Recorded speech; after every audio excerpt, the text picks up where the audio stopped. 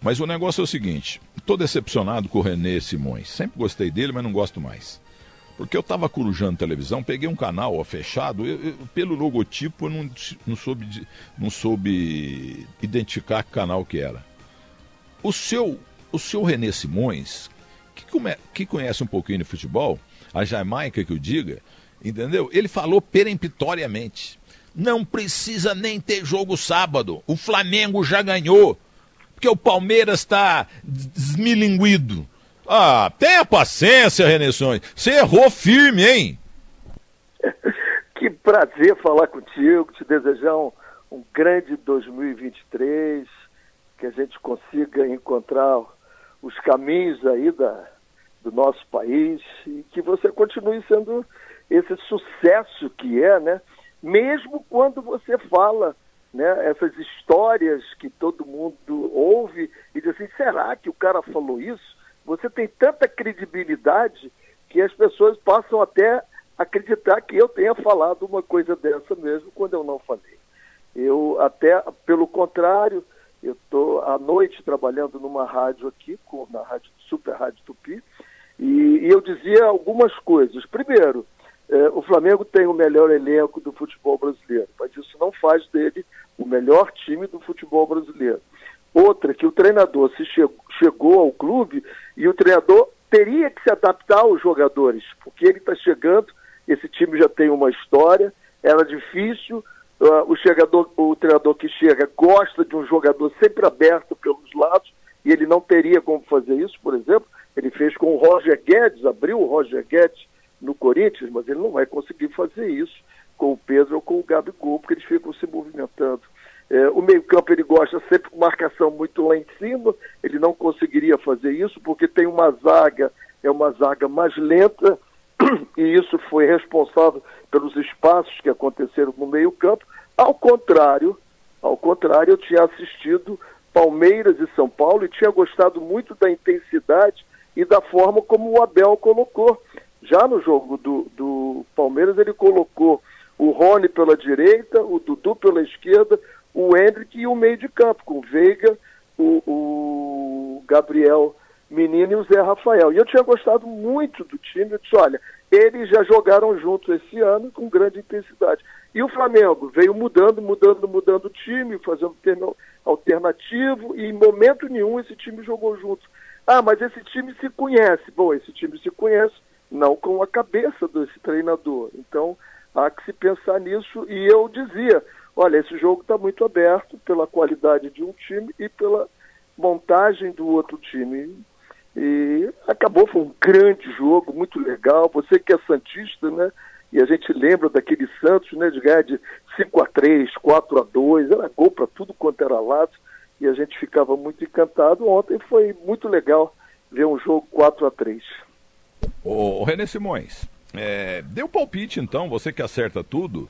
São Paulo e Corinthians hoje, quem vai ganhar? Eu acho que o São Paulo está num momento mais equilibrado que o Corinthians, que está chegando agora com o treinador, né? Ele está assumindo como treinador, é muito novo, e aí isso traz aquela interrogação, a desconfiança, o time, será que podemos ir? Tudo que ele falou para a gente é verdade mesmo, mas há que começar um dia, o treinador.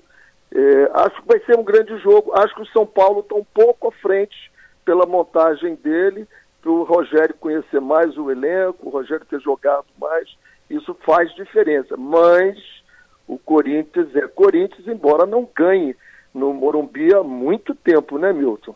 Tá bem informado, hein? Ô René, você pintando lá na Jamaica, no restaurante ou no cinema, o que acontece? O povo não te esquece nunca, né? Lá eu tenho agora, julho, vai ter um grande festival lá e eu já fui convidado. Vou passar 5 dias lá, vai comemorar 25 anos da classificação e já veio o convite aqui para que eu e minha esposa passemos lá 5 dias e vai ser muito legal. É sempre muito bom estar na Jamaica. Salvo engano aqui, o Usain Bolt, o gênio que parou, ele também é jamaicano, eu estou errado? É, claro que é jamaicano e ele tem uma história muito interessante porque o nosso segundo goleiro, era dono de uma casa, e esse goleiro, eu sempre cito que a cabeça de quem vai para negócio, empreendedor, nem sempre é necessário que você tenha um grande conhecimento cultural, né? É um cognitivo diferente. E ele não sabia nem ler e escrever, esse segundo goleiro. Mas ele era da minha equipe, quando eu cheguei lá, o que tinha mais dinheiro. Inclusive, ele tinha uma casa e que o Usain Bolt passou a infância toda na casa desse segundo goleiro.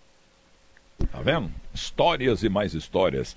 Ô Renê, para os mais jovens, como o Guilherme Simati, meu produtor, perguntou, mas o Renê, eu pedi para ligar para você. Aí, mas jogou onde? Dirigiu quem? Então faça aí um relato dos times que você defendeu. Eu joguei no Bom Sucesso, joguei nos juniores do Flamengo também, mas parei cedo. Eu era, como dizia, aos 30 de Ataíde, né? A gente nasce incendiário e morre bombeiro. Eu era muito chato, Milton. Era muito chato. E aí fiz educação física, fiz o curso de treinador, comecei no juvenil do Vasco da Gama, Olaria, Serrano, Fluminense, fui para os Emirados Árabes, voltei para o Mesquita, consegui colocar o time da Baixada aqui na primeira divisão, aí fui para a nossa Portuguesa, do meu querido Oswaldo Teixeira Duarte, dali eu saí para a Seleção Brasileira, da Seleção Brasileira Sub-20, Sub-17, eu fui para o Bahia, do Bahia eu fui para os Emirados Árabes, fui para o Catar, do Catar eu vim para o Brasil, trabalhei aqui no Brasil um pouco, fui para a Jamaica, da Jamaica voltei para o Flamengo, aí tem São Paulo, tem Fluminense, tem Ceará, tem Botafogo, tem Vasco da Gama, tem muita coisa, tem Costa Rica, tem Trinidad e Tobago, tem Irã, tem Portugal, Vitória de Guimarães, tem uma vida muito, muito louca. Agora, o Renê Simões, com tanta passagem em país milionário, você amarrou o burro na sombra, hein, rapaz? Não, você ganhou uma fortuna. De jeito nenhum. Eu ganhei mais do que eu merecia e agora trabalho muito mais do que eu deveria, porque a condição que a pandemia colocou os restaurantes aqui, Milton, eu tenho trabalhado muito, cara. Muito, muito mesmo. Verdade. Agora, para completar, Renê Simões, a gente admira muito você, sempre muito atencioso com a imprensa, quando era técnico de vários times, e eu quero terminar falando da Portuguesa. Eu tenho entrevistado muito o presidente Castanheira, que está dando uma reviravolta lá, inclusive o time está na primeira divisão, ele é muito competente e ele está arrumando lá. Agora vai ter SAF lá na Portuguesa. Qual é que é a sua opinião sobre o SAF? Para mim, o meu Santos já tinha que ter sido SAF há muito tempo. Eu compro 1% das ações. 99% um milionário paga. O grande problema da SAF é que você estruture melhor a lei que protege a SAF. Porque já está havendo muitas brechas na lei que foi criada, né? E quem faz a legislação tem que saber o seguinte: todo advogado vai procurar um buraco.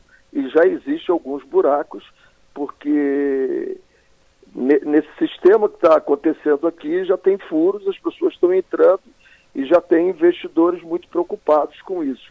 A SAF, se bem feita, se bem estruturada, como está sendo feita do Curitiba, que a primeira coisa que eles fizeram foram pegar todas as dívidas tributárias, fizeram um acordo, equacionaram. Pegaram as dívidas trabalhistas e entraram numa recuperação judicial. Fizeram a eleição da SAF e não venderam nada ainda.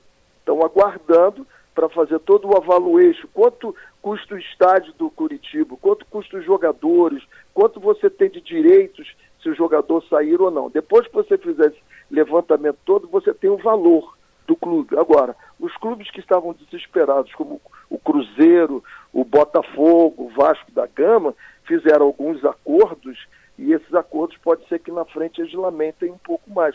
Por exemplo, agora o Botafogo já mandou o Jefinho lá para a Inglaterra, um jogador que saiu do Resende ano passado, chega no clube, começa a aparecer, mudando a vida dele todo, mudando o status emocional dele, ele já sai para a Inglaterra. Isso é absolutamente fora de um contexto, de uma organização. Isso aí é só pensar num business. E aí eu não posso concordar com isso. Mas eu acho que bem feita é possível. Mas vamos olhar o Chile, Vamos olhar a Colômbia, que todo mundo se meteu em SAF e agora estão passando por problemas. Há que se fazer uma lei que proteja muito bem. E a portuguesa, a tua portuguesa de Desportos também, que é a SAF lá. O presidente Castanheira... Olha, é muito legal, Milton. Eu estou num grupo da portuguesa de ex-jogadores da minha época, jogadores quase passaram por mim, e a gente está, todos nós estamos muito felizes, né? Todo o Sérgio Soares dando um banho, classificou e vamos lá. Essa vitória contra o Bragantino foi muito interessante. Ganhar do Bragantino de 3-0 foi um negócio muito legal, curtimos muito. Para completar, René Simões, você falou aí em dinheiro dos clubes, com SAF ou sem SAF. A portuguesa hoje, talvez você não conheça ele, o presidente Castanheira, que eu também não conheço, entendeu? Mas já entrevistei 1000 vezes, porque a portuguesa aqui, SAF tinha que ter na portuguesa mesmo e no América do Rio de Janeiro. São os times mais queridos do futebol do Rio e de São Paulo. O Romário morre por causa do América, o Zé Trajano também, entendeu? Então esses times precisam de apoio. Agora, você falou aí em gente que, clubes que reestruturaram as dívidas e tal, o Castanheira botou a tesouraria em dia e estavam querendo derrubar o Canindé. Entendeu? Chegaram até cutucar lá, viu? Mas agora tá tudo legal, jogadores recebendo em dia e todo mundo, até corintiano, até santista, até São Paulino, até palmeirense, estamos todos torcendo pela portuguesa de Desportes, que nos deu o Denner, que era um Neymar melhorado, entendeu? O Denner maravilhoso, o Ivair, o príncipe que tá doentinho. Isso. E tal. Então viva a portuguesa e viva o América aí do teu Ricardo de Oliveira surgiu aí também com uma história belíssima de vida e de carreira, né? E sabe o que ele me contou num domingo como esse? Que a infância dele e a adolescência foram muito difíceis. Porque não tinha dinheiro em casa e tal. Sabe o que ele fazia? Ele vendia, esqueci o nome da avenida lá da Zona Norte. Ele vendia... Ali no Carandiru, era ali no Carandiru. Ele vendia umas coisas dele lá. E na hora de comer alguma coisa, ele sem dinheiro, ele pegava... é forte isso, mas ele é muito honesto. Ele pegava restos do McDonald's, ele pegava resto no lixo.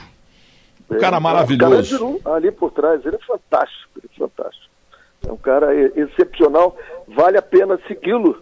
Vale a pena segui-lo e praticar o que ele prega. É muito importante. Ô Renê, depois eu vou te mandar o teu cachê, né? Você falou, só falo se pagar $10 mil. Entendeu? Isso aí é dinheiro de pinga. Né? Vamos te pagar, porque você merece. Um abraço, Renê. Nada, quando a gente estiver naquela tua cobertura lá em Nova York, aí a gente combina o cachê. Não fala isso não, rapaz. Tem invejoso de plantão, vai suicidar. Um abraço, Renê. Muito obrigado, viu? Fica com Deus aí, um ótimo 23 para você. Muito obrigado e a recíproca é verdadeira para sua família. Verdadeira para sua família. Verdadeira